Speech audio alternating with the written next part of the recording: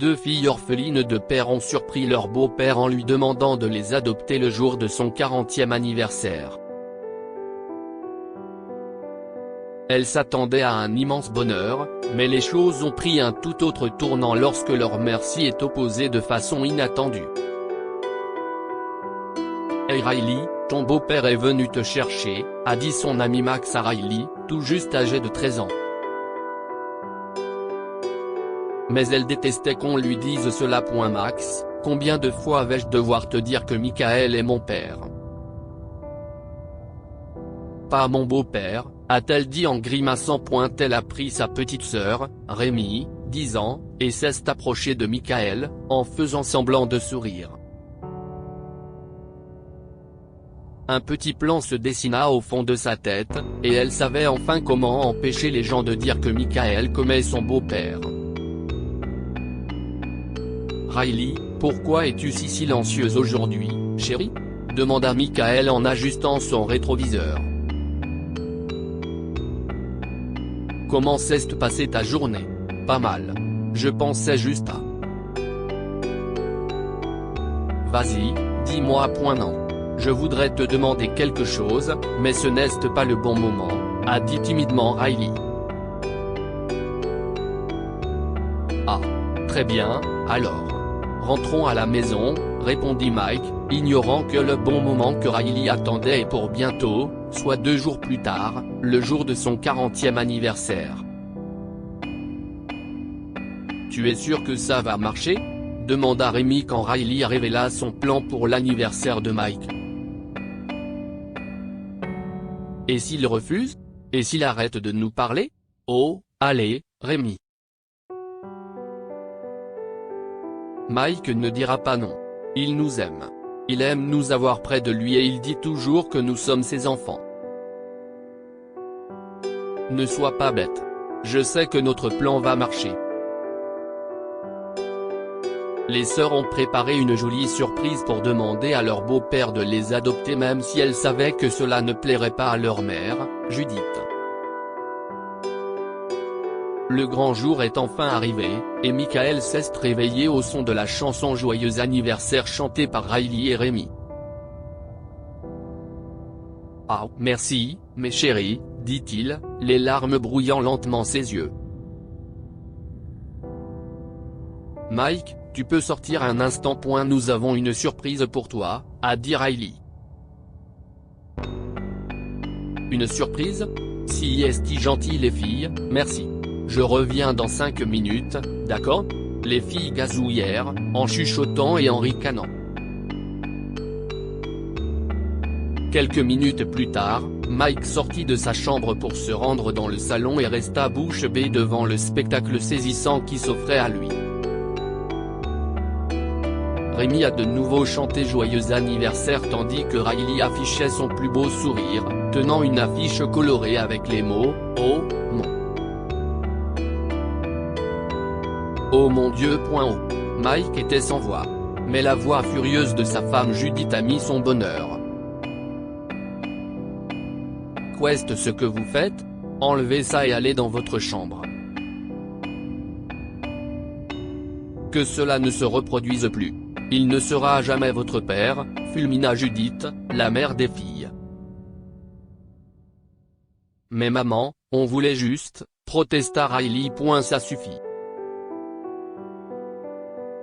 Va dans ta chambre. Mes chéris, pourquoi es-tu en colère? Elles n'ont rien fait de mal. » Mike, chéri. J'ai quelque chose de sérieux à discuter avec toi, a-t-elle rétorqué, renvoyant Riley et Rémi. Mike a senti que quelque chose de terrible était sur le point de se produire, mais il n'aurait jamais imaginé que Judith s'opposerait à ce qu'il adopte ses filles. « Mike, comment as-tu pu les laisser te demander d'être leur père? Après la mort de Jason, j'ai cru ne jamais plus retomber amoureuse. Mais nous nous sommes rencontrés, je suis tombée amoureuse de toi et je t'ai épousé. Mais ça ne veut pas dire que tu peux être leur père. » Michael était visiblement blessé. Il aimait les filles comme ses propres filles. Mais il était triste que Judith pense cela.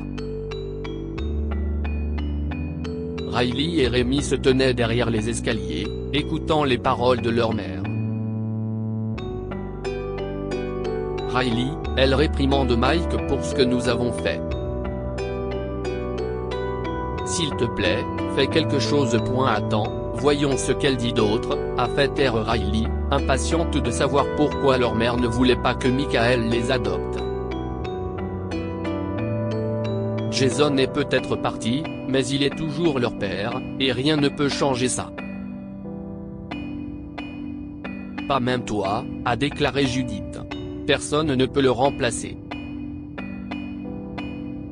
Riley et Rémi étaient furieux contre leur mère après l'avoir entendu les mots terribles qu'elle a adressés au pauvre Michael. Ça suffit, maman. Arrête de faire du mal à Mike. Nous voulions qu'il nous adopte parce que nous l'aimons. Il a toujours été là pour nous et ne nous déçoit jamais avec des excuses comme tu le fais, a crié Riley. Oui, maman. Nous aimons notre père, mais il n'a jamais fait partie de notre vie. Il était toujours occupé par ses affaires, et maintenant tu fais la même chose. Si est Mike qui est toujours avec nous, et il se soucie vraiment de nous. Nous l'aimons, ajouta Rémi. Mais les filles, Mike ne pourra jamais être votre vrai père, tenta de justifier Judith. Votre père a travaillé très dur pour nous fournir tout ce dont nous avions besoin. Et j'ai dû reprendre ses affaires après lui, et je n'ai pas pu passer plus de temps avec vous. Oh, allez, maman. Qu'est-ce ce que tu entends par vrai père? Nous l'aimons et il nous aime. Qu'est-ce ce qu'il nous faut de plus que ça? Rétorqua Riley. Ce n'est pas toujours une question d'argent, maman. Si est une question de famille et de temps que tu nous consacres. Les filles, je suis vraiment désolé. Mais cela ne veut pas dire que je vous aime moins. Et vous n'avez pas à être adopté par Mike juste parce que je ne passe pas de temps avec vous. Maman, il ne s'agit pas seulement de passer du temps. Nous avons besoin d'un père qui nous aime et qui peut être là pour nous. Et nous n'aimons pas que quelqu'un dise que Mike est notre beau-père alors que nous le considérons comme notre père. Riley a raison. Nous voulons l'appeler papa. Nous pouvons être heureux ensemble. Ce n'est pas grave s'il n'est pas notre vrai père. Nous l'aimons et nous voulons qu'il soit notre père. S'il te plaît, dis oui, maman. S'il te plaît, supplia Rémi. Judith ne pouvait plus argumenter et a réalisé son erreur. Elle a finalement accepté que ses enfants avaient raison. Elles avaient besoin d'un père, quel que soit leur lien biologique. Je suis vraiment désolé, les filles. J'ai été tellement bête de penser que Mike ne pourrait jamais être votre père. S'arrachant à ses larmes, elle s'approcha de Michael et le conduisit par la main jusqu'à son gâteau d'anniversaire. Les filles, vous ne voulez pas chanter joyeux anniversaire à votre papa? S'exclama-t-elle, et Riley et Rémi sautèrent de joie. Je suis désolée, chérie. Je ne voulais pas qu'il oublie leur père.